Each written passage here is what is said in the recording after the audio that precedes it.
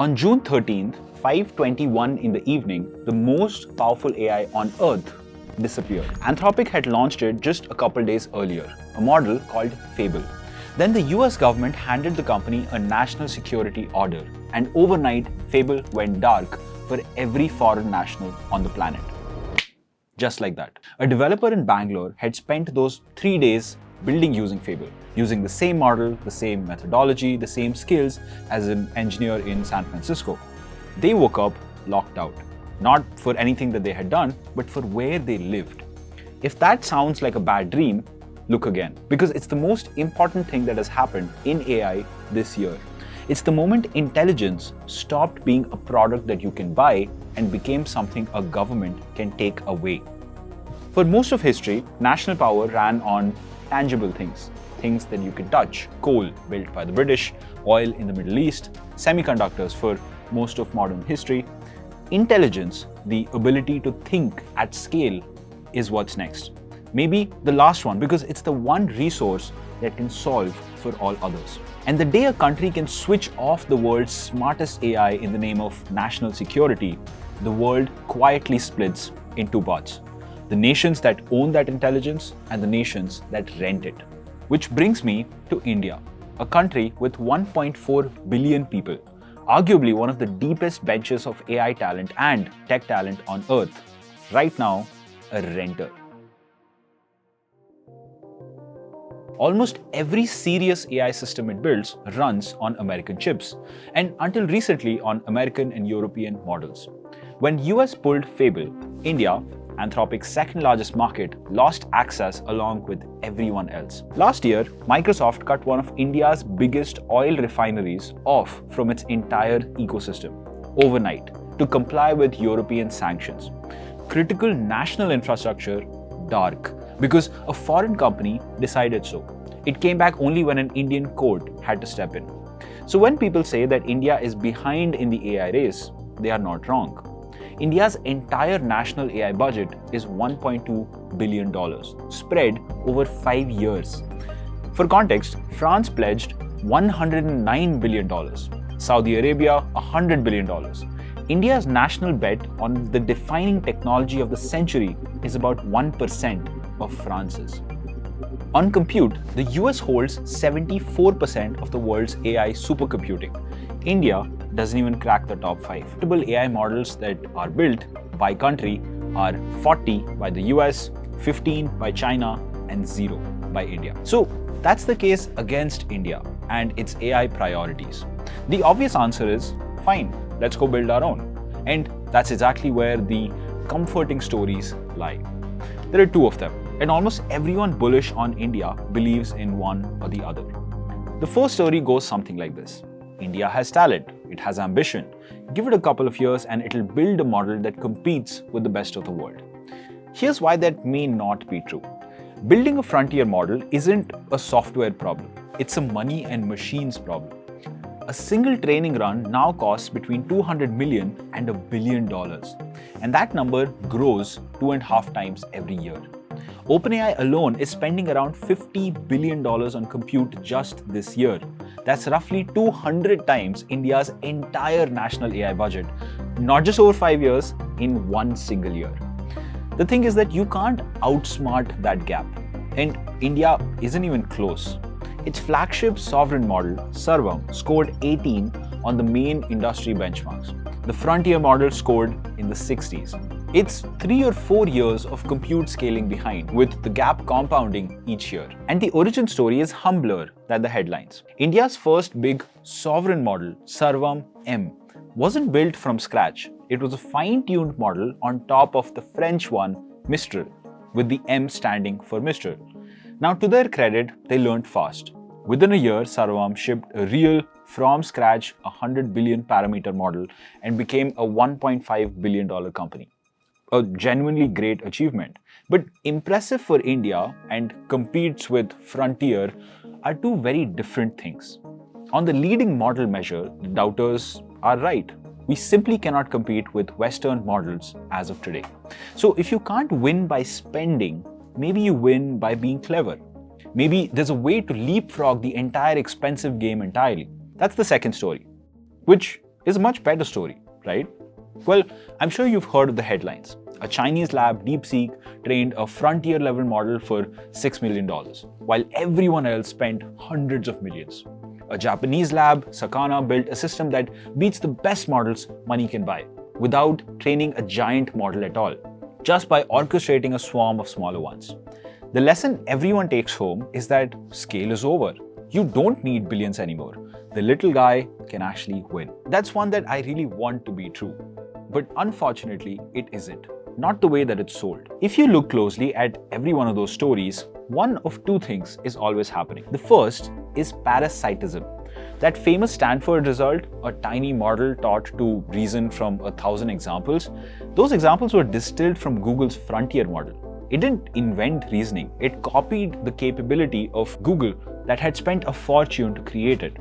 Sakana's orchestrator is the same thing. Brilliant engineering, but the actual thinking is still done by the big expensive models it directs. Someone still paid billions to build the thing your clever system stands on. And that $6 million DeepSeek model, $6 million was the cost of the final training run alone. The lab behind it spent well over $1 billion. Cheap is a little exaggerated, to say the least. The second is absorption. Every efficiency trick that works gets swallowed by the giant labs, who stack their compute on top of it. OpenAI used these exact tricks to train its latest model and make it cheaper, and then announced 1 million new GPUs to scale right back up. The shortcut isn't a ladder the same small player climbs alone. It's a discount everyone gets, and the richest buys the most of it. So scale isn't dead. It's changing shape, and the people who can afford it are still going to win. Now, the best models you can now download for free, most of these are Chinese, run about 4 months behind the frontier models. Now, that's not India leapfrogging the game, it's India getting handed the game's output for close to nothing by the people who paid to build it. Which leaves the most uncomfortable question of all.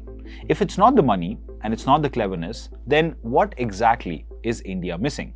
The honest answer is almost nothing to do with AI. India does not have a talent problem. It has, in fact, the opposite. Too much talent that we're giving away. 12% of the world's elite AI researchers did their undergraduate studies in India, second only to the US. Almost none work here.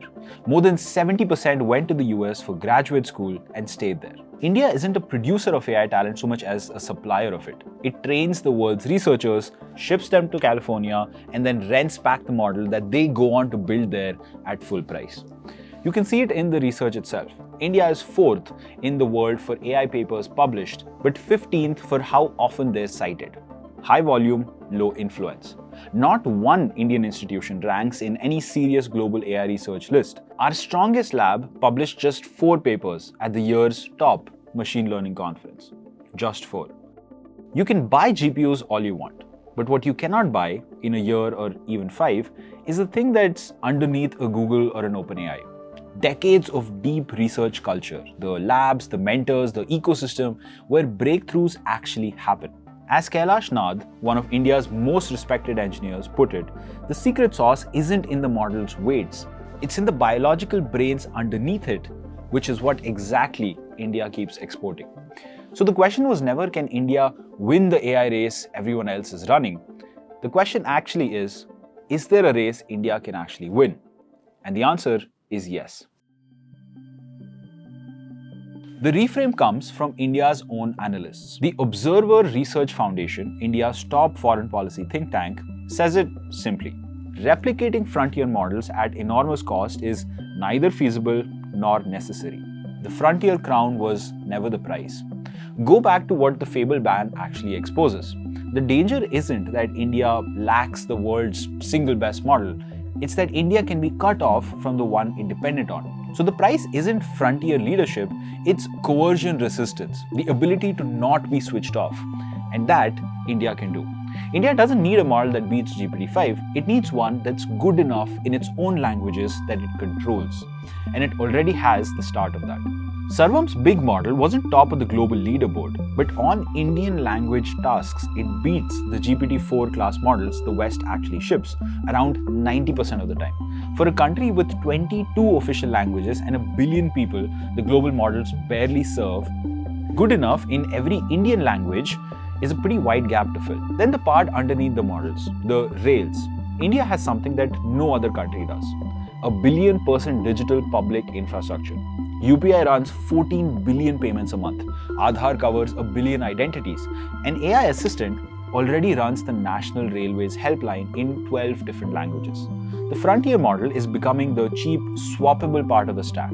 The valuable part, the part nobody can revoke from the outside, is the data and the system that it runs on. And India already owns both of those. To make sure it's never fully at one company's mercy, India builds on open source. The order that took Fable away could reach an API in California. It could not reach into a laptop in Bangalore and pull back the models that are already downloaded. And suddenly, there are a lot of waits. In the first half of the year alone, 6 labs, most of them Chinese, shipped open models within reach of the frontier. And developers now run most of the real work on these rather than the American ones. America's top labs charge for access to intelligence. That's their whole business. China is giving comparable models away and smashing the meter. So if the path is real, the question then becomes, why isn't India sprinting down it? India announced its national AI mission with an enormous noise, 12,000 crore rupees, a sovereign AI moment. 2 years in, it spent less than 4% of that budget. Not 4% a year, 4% total. Meanwhile, its first AI unicorn, Krutrim, quietly gave up on foundation models and pivoted to selling cloud space. That's what's happening under the press releases. Not a sprint, but a shrug. And India's own honest voices know it. One camp, led by Mohandas Pai, says that we need to get serious. $5 to $6 billion a year, a sovereign AI fund the size of the ambition. The other, led by Nandan Nilekani, says that we should stop pretending. Let the Valley build the foundation models and put the money where India can win. Infrastructure and applications. They do agree on one thing. The current middle path, big speeches and small checks, is the worst of both worlds. And here's the one piece of genuinely good news. The flow of AI researchers leaving India for the US has dropped by nearly 90% in the last few years. The door home is, for the first time, left open. The talent India spent decades exporting could potentially come back to the labs that don't exist yet, funded at a level India hasn't committed to, under a research strategy that it hasn't fully written. India has, right now, a real and closing chance, and it's treating it like a press release. So, back to that developer in Bangalore, locked out overnight by a decision made an ocean away. That's the world now. Intelligence is a national asset, and like every other national asset before it, it's going to split the world in 2 parts. The countries that own it and the countries that rent it. India today is a renter. It's not going to build the world's best model. That race is arguably lost, and chasing it is vanity. But it's not condemned to be a permanent customer either. There's a real, unglamorous, reachable version of winning here. Its own models, in its own languages, on its own system that we control. So that no one in Washington or Beijing or anywhere else can ever decide what that developer or a billion others like them are allowed to think with. Intelligence is the one resource you can't import your way out of needing. India, of all countries, should know that. The talent is there, the window is open for the time being. The question is not whether we can, it's whether we will.